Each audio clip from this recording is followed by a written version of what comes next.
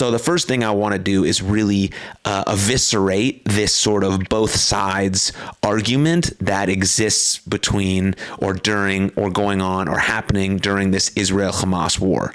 So the boundary between anti-Semitism and generic moral stupidity is a little hard to discern.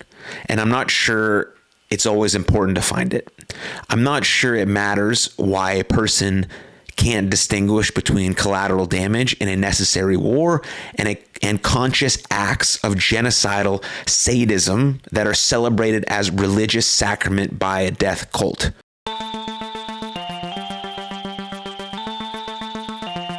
Hello, my friend, and welcome to Something for Everybody. My name is Aaron Mashbitz, and today is a solo episode where I will be talking about what's happening in Israel with Hamas. More specifically, I'll be talking about the moral discrepancy, the moral stupidity that some people are still displaying when it comes to what's happening in Israel between Israel and Hamas. Now, this is my fourth podcast episode covering this subject, and there will be things in this episode that I'm repeating because I'm repeating myself on purpose, because some people still haven't fully grasped what's happening and need to understand these very important moral concepts so we can have a better idea on how to move forward and how to ultimately have peace in the region and really understand what's happening in a full context. Now, at the time of this recording, some of the hostages are being released, which is amazing and incredible.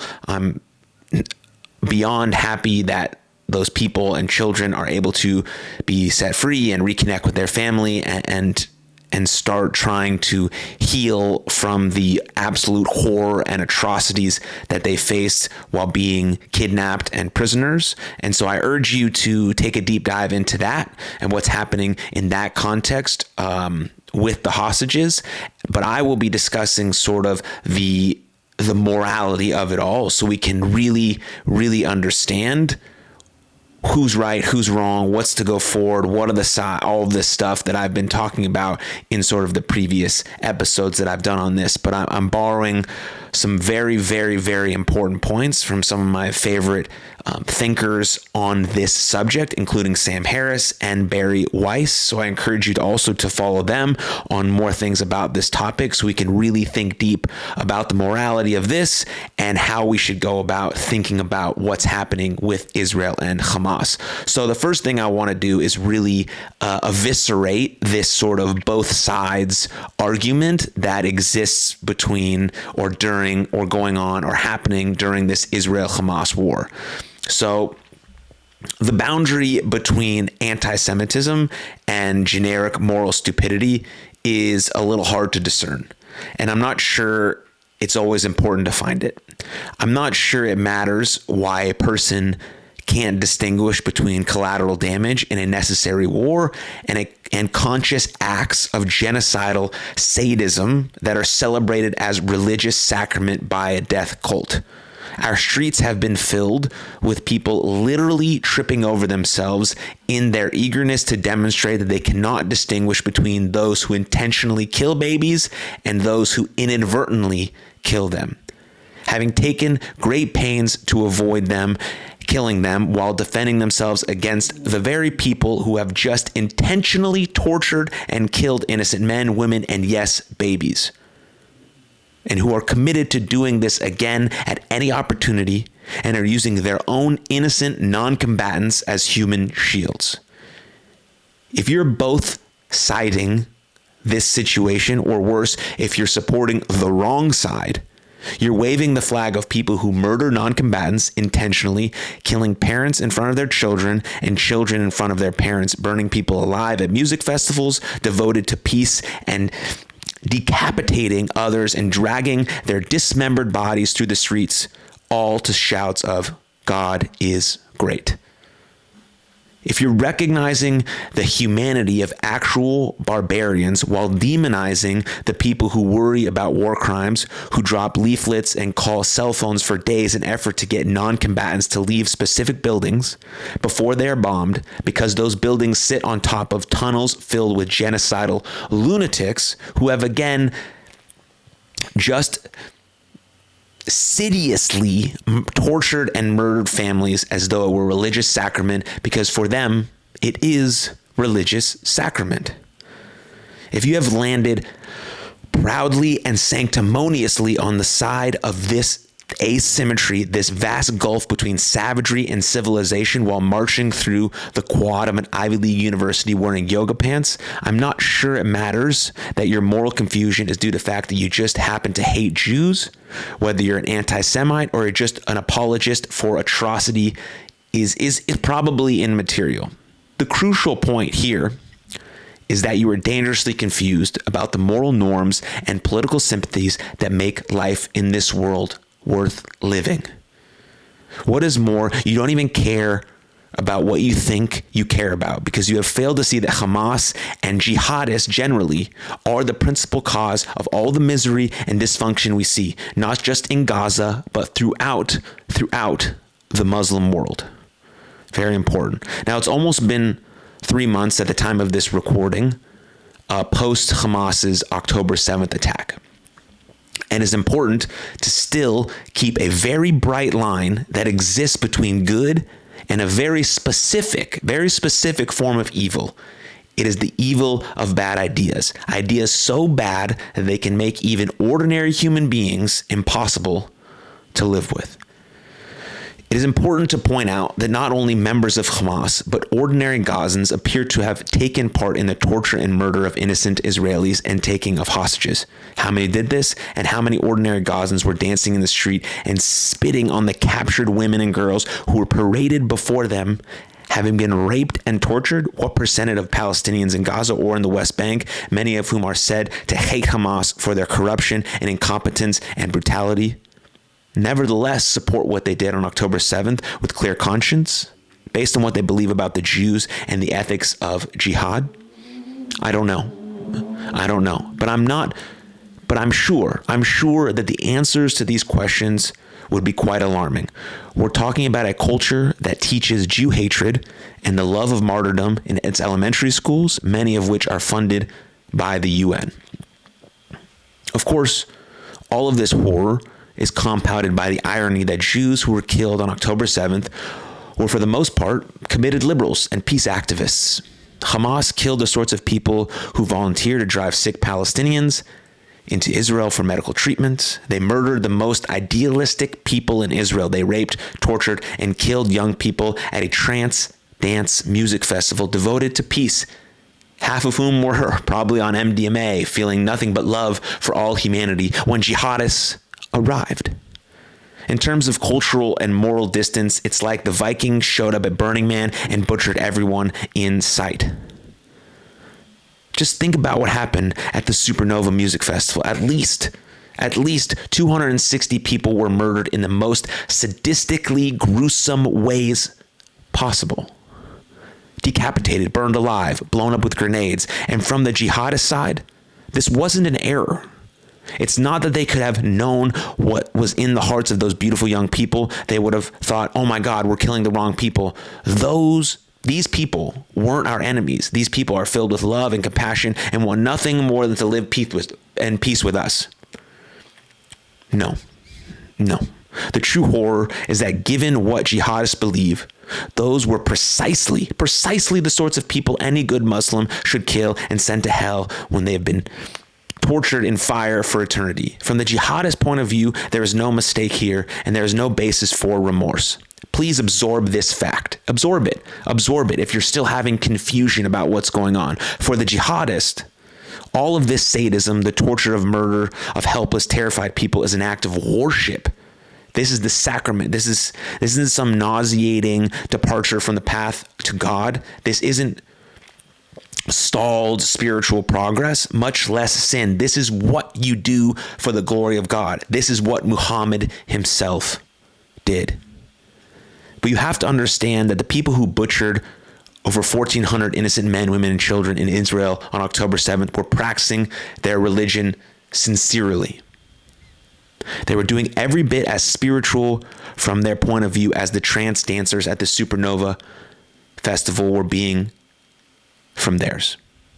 They were equally devoted to the highest values, equally uplifted, ecstatic, amazed at their good fortune. They wouldn't want to trade places with anyone. Let's let this image land in your brain. They were shouting, Allah Akbar, God is great, all day long as they murdered women and children. And these people are now being celebrated the world over by those who understand exactly what they did. Yes, many of those college kids at Harvard and Stanford and Cornell are just idiots who have a lot to learn about the world. Yes, but in the Muslim community, that includes the crowds in London and Sydney and Brooklyn. Hamas is being celebrated by people who understand exactly what motivates them. The problem of jihadism and the much wider problem of sympathy for it isn't going away. Any civilized people, non-Muslim and Muslim alike, have to deal with it. We all live in Israel now. It's just that most of us haven't realized it yet. That's from Sam Harris. He did a longer episode about that. I wanted to give you guys that information here because it's very clear. The morality is very clear, and those words point it out directly.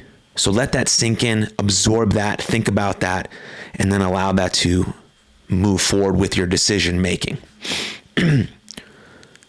And so the elimination of Jews is openly promised in Hamas, in the Hamas constitution, and when they chant from the river to the sea, which is so beloved by some demonstrators in the West.